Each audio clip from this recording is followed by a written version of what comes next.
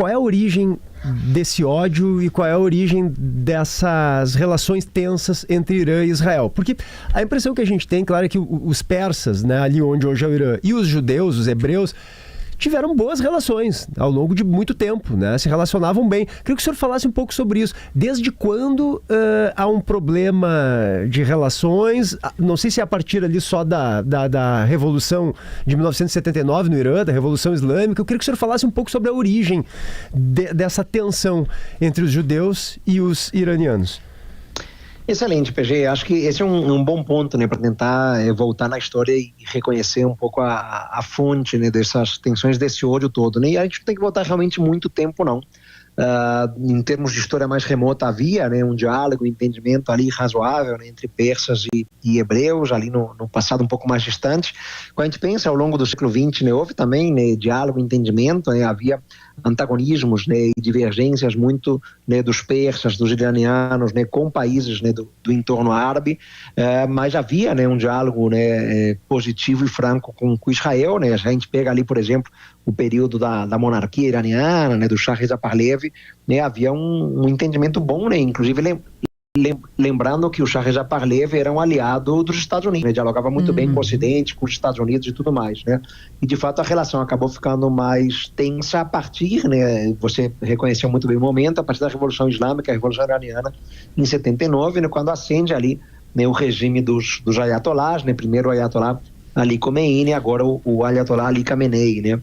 E aí eles passaram a ter, né, quer dizer, os ayatolás, né, e o regime iraniano de modo geral passou a ter o Israel, perdão, como grande inimigo, inclusive rechaçando a existência do próprio Estado israelense, né? Em vários momentos, né, líderes religiosos, né, e políticos, porque lá há uma mescla, né, claro, da religião com a política, né, afirmaram o objetivo, né, final de varrer Israel do mapa, né?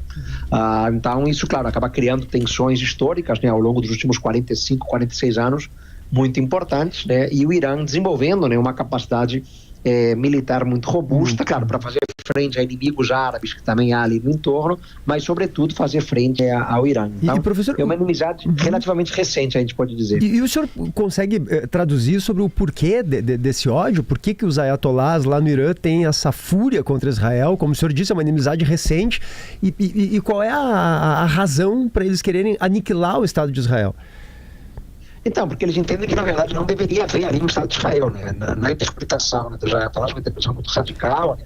E a partir da leitura que eles fazem, né, dos documentos religiosos, né, deles próprios, eles entendem que houve uma usurpação territorial ali naquela área, né, e que aquele ato, né, da ONU do final de 1947, né, aquela resolução famosa da ONU, né, ao final de 47, quando se busca ali a criação de dois estados, né, um Estado de Israel e um Estado palestino, né, que aquilo foi uma decisão arbitrária, né, por parte da ONU, e que não deveria ter acontecido. Então, por isso eles rejeitam, eles negam a existência do Estado de Israel, né, a figura política do Estado de Israel, né, que é rejeitada, claro, com tudo que isso significou em termos de chegada também de judeus, né, naquela área.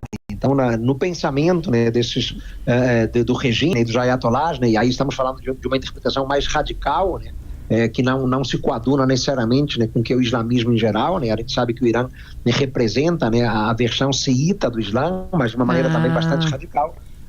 Eles são os xiitas, né, então interpretam, né, a partir da visão deles, é uma divisão ali grande, né, na religião muçulmana entre xiitas e sunitas, né, o país xiita mais importante do mundo, inclusive, é o Irã, mas eles acabam justamente buscando, né, em Israel um fator reconhecendo ali em Israel um fator de usurpação da própria terra, né, que não deveria ser dos judeus ali. Então, e a gente pode classificar, professor, isso como...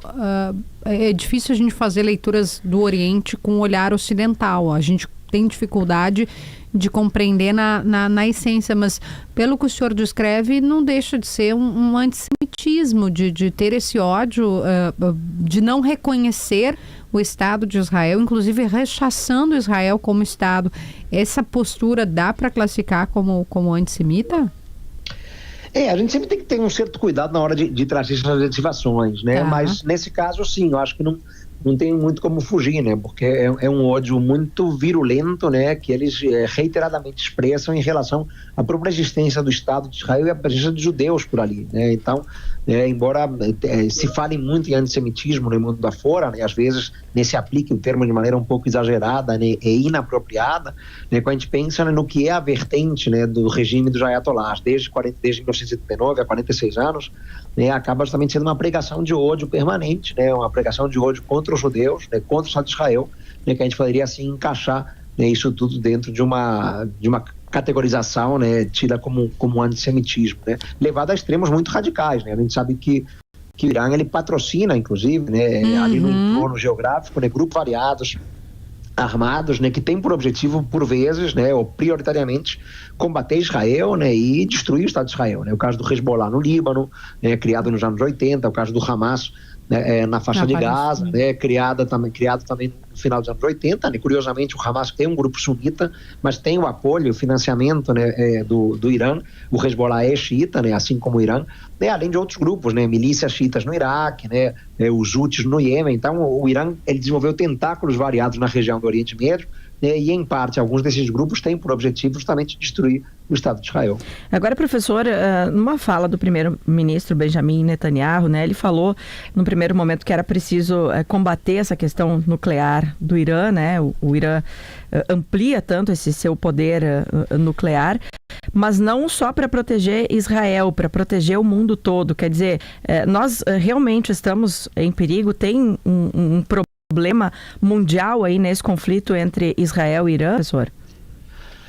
Tem um problema mundial, né? Não há dúvida, né? São dois atores de muito peso, né?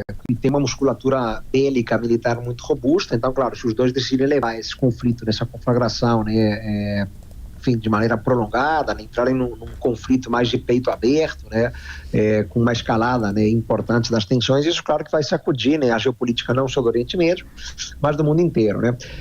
Com relação ao programa nuclear iraniano, né, é bom a gente lembrar também um pouco as origens dessas tensões de desconfiança, né. Lá no início dos anos 2000, né, há pouco mais de 20 anos, né, alguns cientistas iranianos declararam, estavam no exílio, e declararam que o Irã mantinha instalações nucleares secretas, né, que nunca tinham sido declaradas pelo país ou reveladas, né, às agências internacionais, lembrando que o Irã é parte de um tratado internacional que proíbe armas nucleares, o que exigiria do país, né, uma transparência, né, e uma postura franca, né, sempre revelando e relatando, né, quais as instalações nucleares ativas no país.